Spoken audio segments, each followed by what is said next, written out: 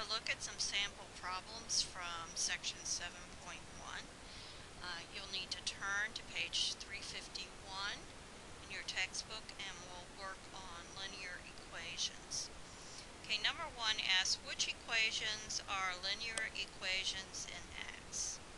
And what we need to make sure of is that our X is to the first degree and that X is not squared or it's not in the denominator or anything like that. So as we look at these, we actually have two that are linear equations.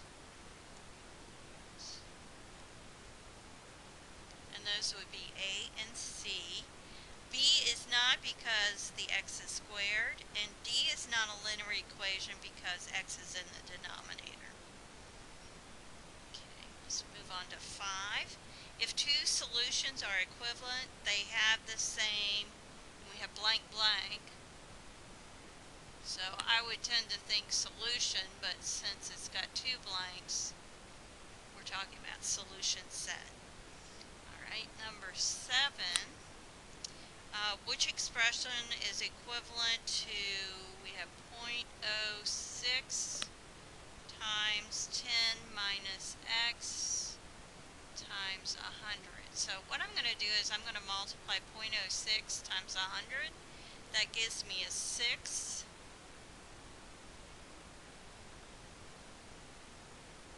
And then distributing the 6. And we can see it is answer B. Okay, now we're working on solving equations, and I'm only going to do a few of these because, as I say, this should be a review from Algebra 1. We'll start with a fairly easy one. Okay, we need to isolate the m. So our first step is to get rid of any terms that don't contain m. So we'll move the 4 to the other side by adding it to both sides. Gives us a 25. Now we have 5m, we want a 1, so we're going to divide by 5 to get a 1. So m is 5.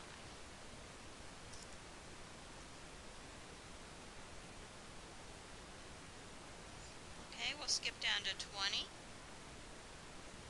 This one looks a little harder. It has some parentheses in it.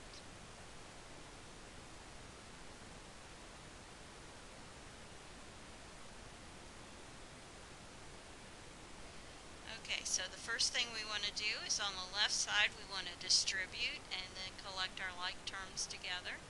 So 4x minus 8 plus 2x plus 6 equals 6. So combining our x's, we'll have 6x. Combining our constant terms, we have minus 2. Okay. Now, just like in the last one, we need to get rid of the terms not containing an x. So, on the left side, so I'm going to add the 2. That gives me 6x equals 8. And then we divide by 6 to get a 1x. And if we reduce that fraction, it'll be 4/3. Now, one thing I've noted, I forgot to mention here, the book has it in this form. So when you're on My Math Lab, pay attention to which way they request the answer. They may request it this way, or they may request it this way. Okay, number 30. Oh, we have square brackets and parentheses in this one. That should be fun. We have 2 square bracket, the opposite of x minus 1. Plus 4, close the square bracket, equals 5, plus square bracket, minus, or the opposite of 6x minus 7, plus 9x. Okay, what we want to do is take care from the innermost out. So as I look at the innermost parentheses, there's nothing I can do to that, but I do need to distribute this negative 1 and in both cases, so I can get rid of the parentheses. So that's going to be minus x plus 1 plus 4 equals 5 plus, distributing again, minus 6x minus the negative plus 7 plus 9x. Okay. Now let's simplify what we have in the square brackets before we proceed. Now minus x plus 5. And over here, 5 plus, what is that, 3x plus 7. Okay, on the left side I'm multiplying, so I get negative 2x plus 10. On the right side I'm adding, so it's, okay, so I have negative 2x plus 10 equals 3x plus 12. Okay, let me add 2x to get the x terms together. So I'm going to get a 5x, and then I'm going to subtract the 12 to get those two together, and that's going to be a negative 2. And divide by 5, I get x equals negative 2 fifths. And of course, if we do it in set notation, that would be it.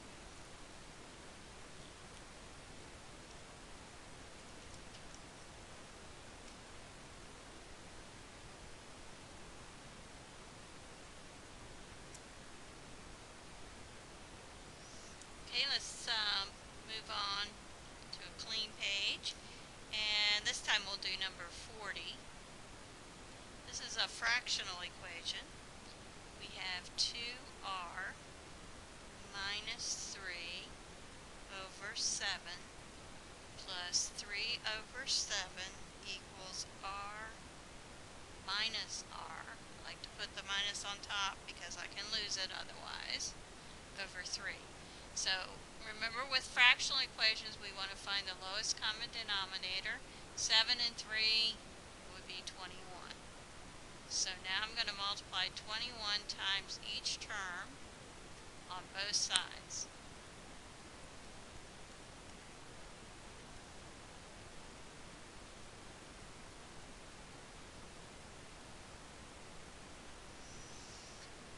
Okay, so let's see. 7 will go once and 3. 7 will go once and 3. 3 will go once and 7. So if I distribute, notice this is actually times this whole thing. So we have 6r minus 9. So make sure you remember to distribute in a case like that. Plus 9 equals 7 times negative r. And again, remember we're multiplying. So it's negative 7r. Okay, so it looks like those add to 0, so we get 6r equals negative 7r. So I'm going to get the r's on the same side. And now have 13r equals 0. Divide by 13, and r is 0. So I come up with a 0 for that one.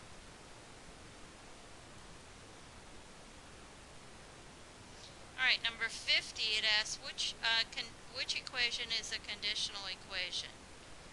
Alright, so C is going to be a contradiction. X equals x and B, that's an identity. 1/2 x equals 1/2 x, that's an identity. And A, if we solve it, we'll get x is equal to 1, so that one's conditional. A is conditional. Alright, 52. We're asked to determine whether or decide whether each equation is conditional, an identity, or a contradiction. So negative 6k plus 2k minus 11 equals negative 2 times 2k minus 3 plus 4. And then we're supposed to get the solution set. Okay, so we have, if we combine the k's on the left, we get negative 4k minus 11 equals on the right negative 4k plus 6 plus 4. So adding 4k to both sides, we get negative 11 equals 10, which is always false. It is a contradiction. Negative 11 doesn't equal 10, so that means there's no value of k that would make it true. So our solution set is the empty set.